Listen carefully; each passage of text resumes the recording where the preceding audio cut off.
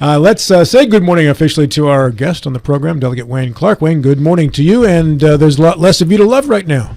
Good morning, thank you. Yes, made a big change to my diet and my life, and lost 40 pounds since May. Looking good, man. Thank you. What's the secret? Getting rid of late night eating, getting rid of carbs, and I wake up every morning. I have the same breakfast. I have a protein shake, a banana, 4 strawberries, a little squeeze of honey, and protein powder and milk. And it gives me energy. I've cut off coffee. Harvey's panicking. I'm out. Why, man? Are you I don't insane? need it. Or I don't need it. Are you overweight or insane? Both. I can barely get through a cup of coffee now, and the folks at the golf course tell you I was drinking a pot of coffee a day just to get up in the morning and just get active, but not anymore. I feel awesome. Wow. Was there a period of time where you were having withdrawals from the Caffeine? Yeah, the pot of coffee and I don't. Not really. I started the process early in the spring, and it just naturally just got to the point where it just wasn't needed. I don't know. Matt, knock your camera down just a little bit. There's a lot of headroom there. All right. There you go. Yeah, well, it's because my head exploded when he said no coffee. Wayne, you are chairman this year. Yes, sir.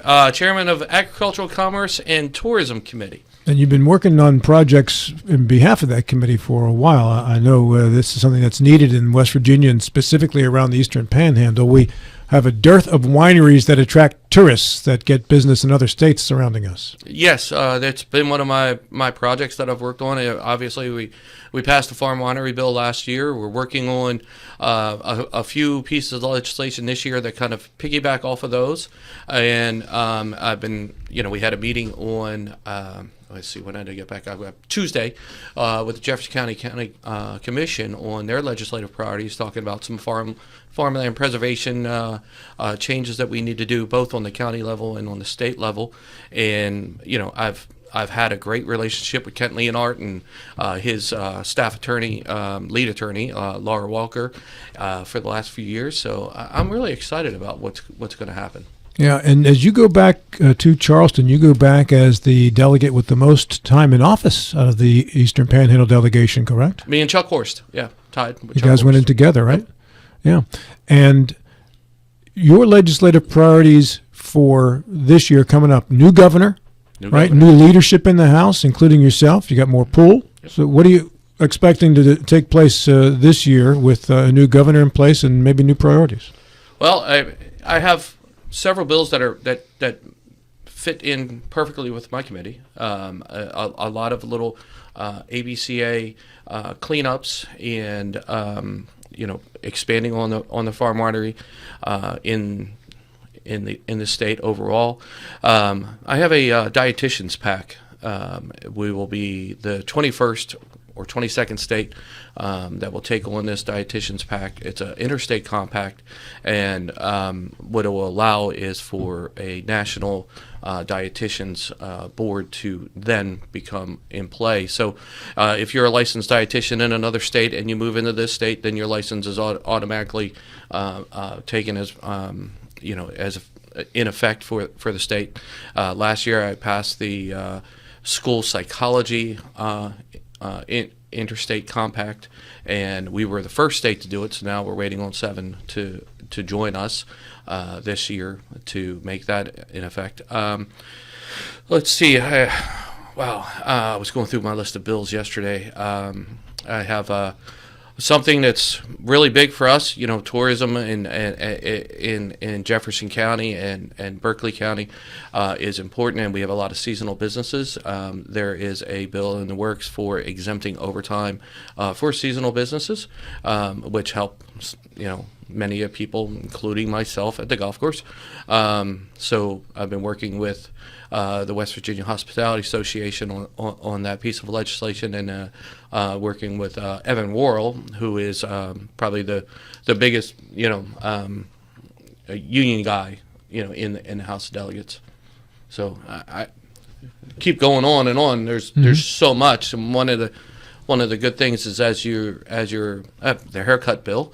That has to do with the horsemen. That has to do with the horsemen. Bring back that 10% back to the horsemen. Yeah, now it's been a few years since we discussed the haircut bill. Can you just tell us what that was about and what that 10% was about? So, the exact year I can't say, 12, 13, 14, when the state was having a workman's comp issue, and they passed a bill that took 10% of the parimutuel betting on horses through excess video lottery or video lottery, and Jason Barrett could tell the exact term. And they took that to balance the workman's comp. Now, workman's comp is balanced, and they're still getting that 10%.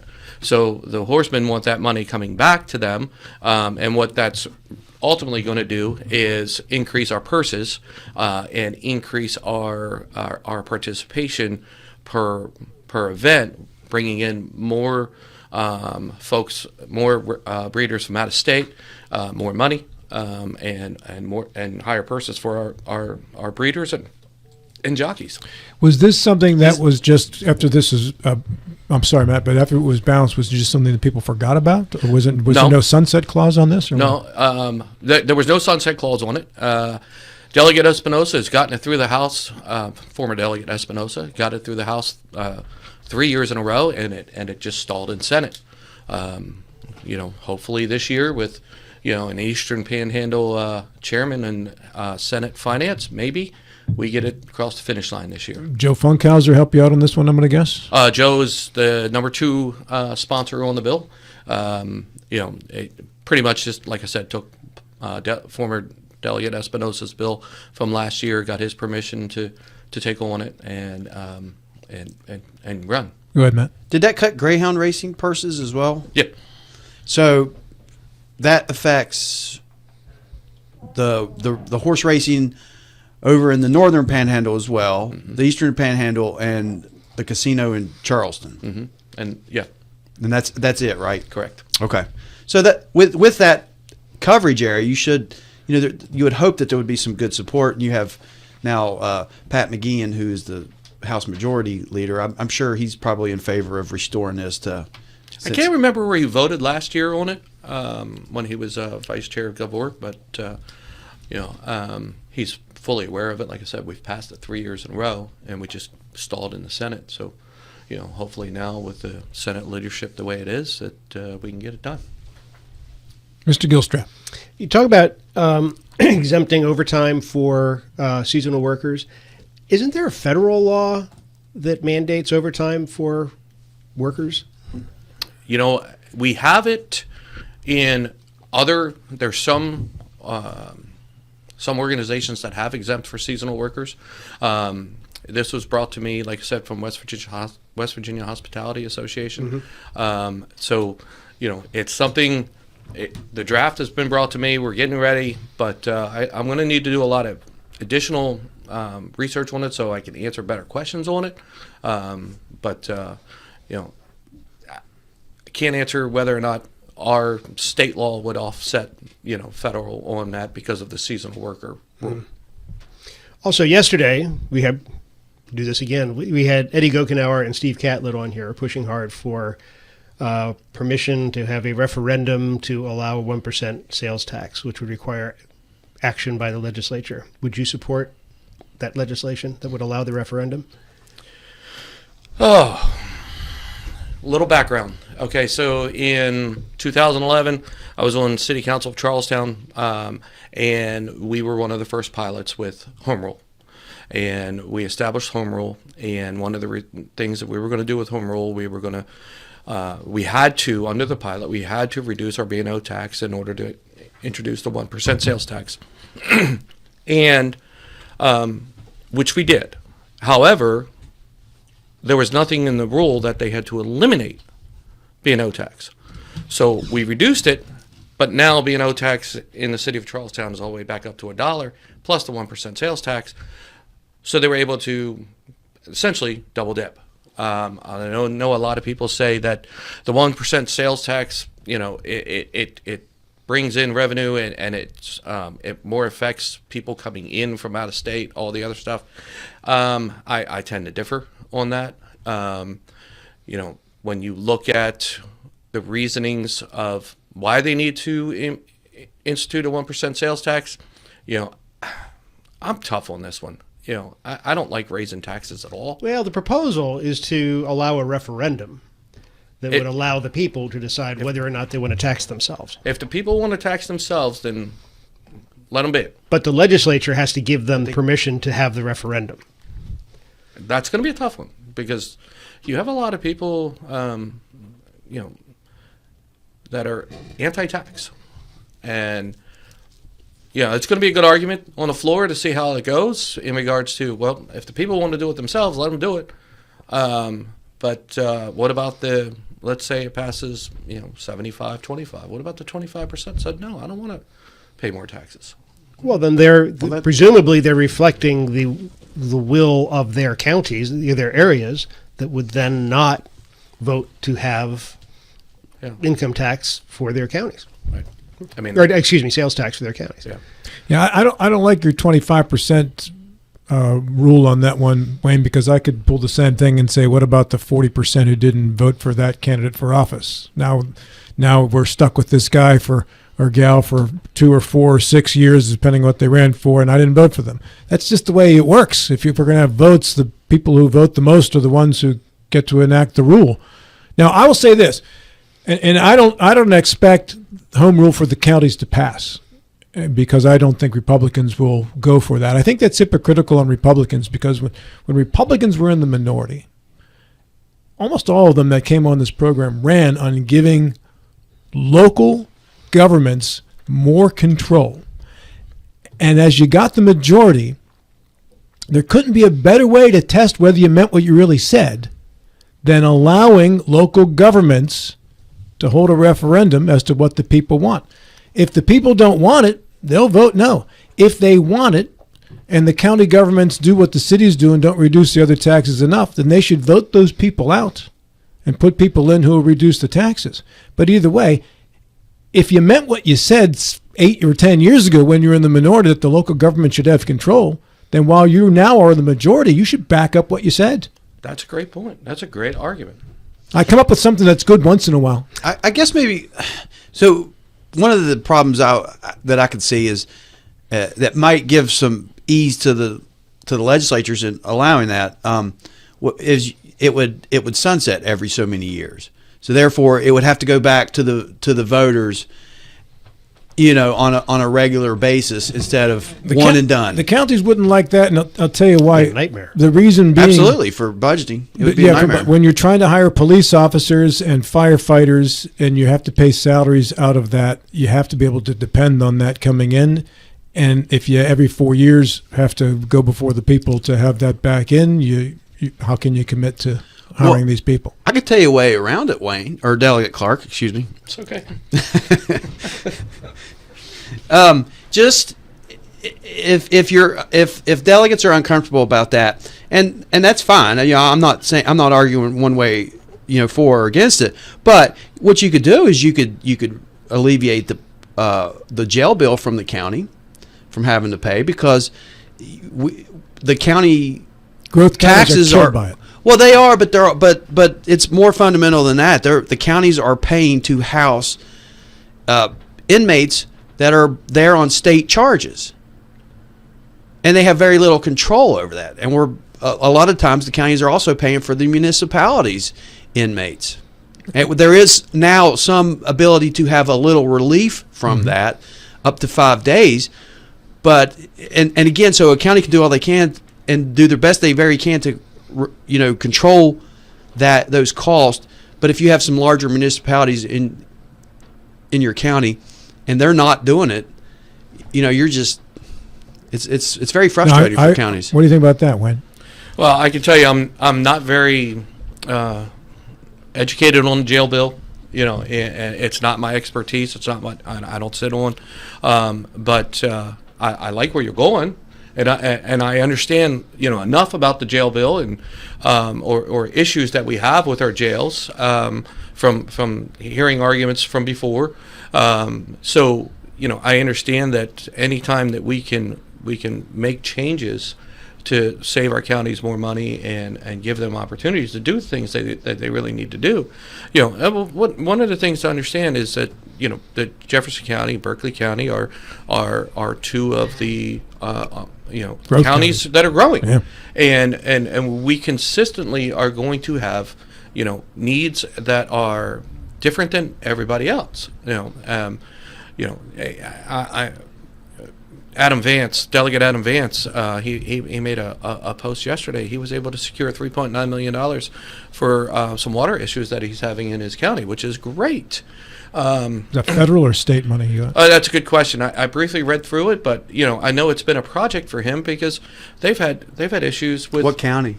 where is he at? Is he McDowell County?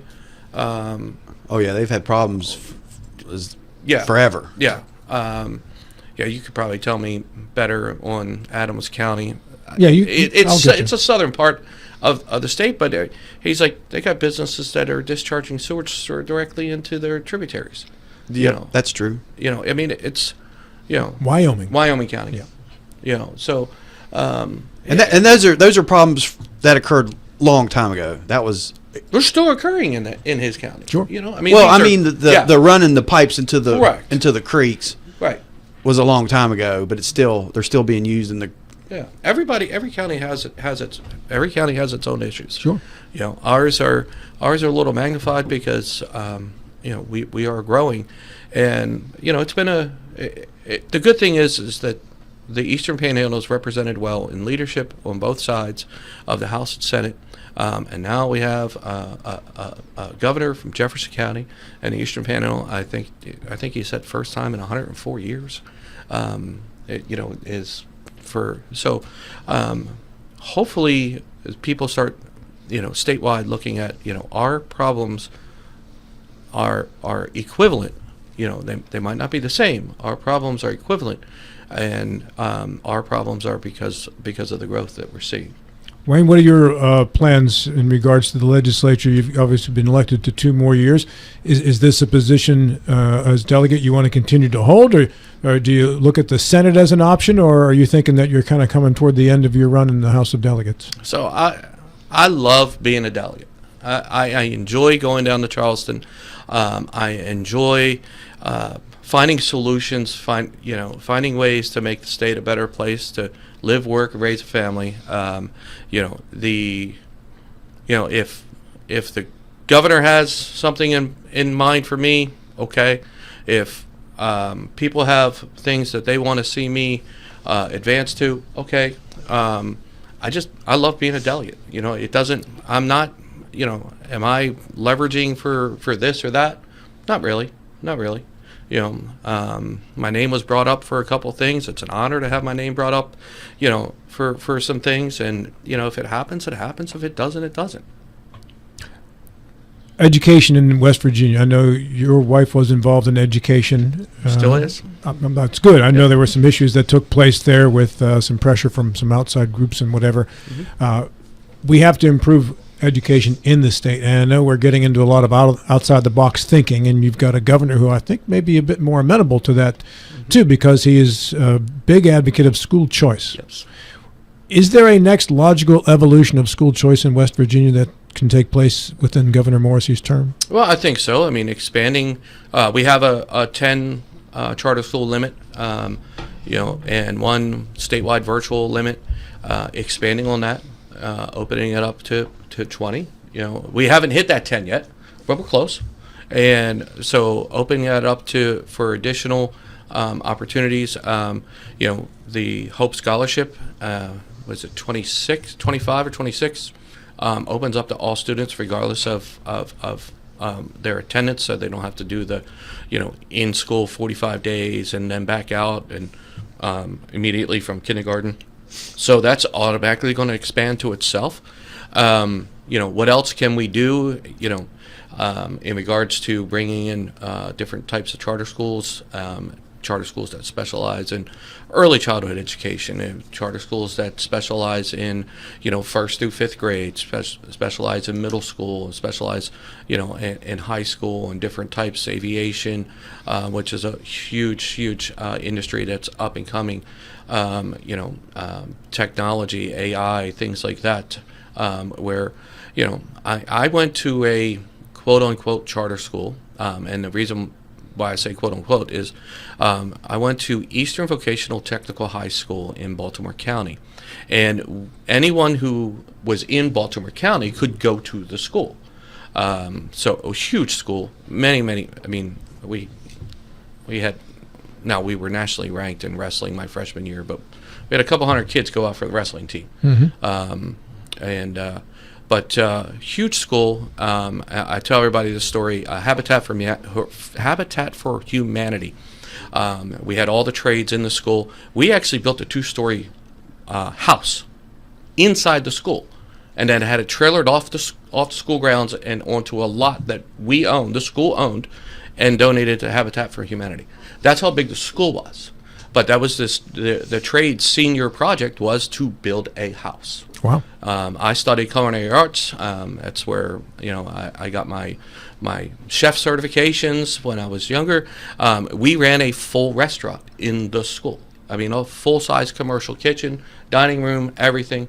You're saying something like that could be done in West Virginia? I would love to see something like that in West Virginia, but where do we put something like that? Obviously, it would probably have to be somewhere where we have enough students to fill it. Montgomery County, Morgantown. Here in the Eastern Panhandle, put it in the middle between Berkeley and Jefferson County, Canal. Well, because you have one vocational school for Jefferson and Berkeley County. Yeah. James Rumsey. Yeah. So that kind of prohibits a lot of Jefferson County students from participating because of the distance away. Yeah. And when Wayne, we are out of time. Goes fast, doesn't it? it does.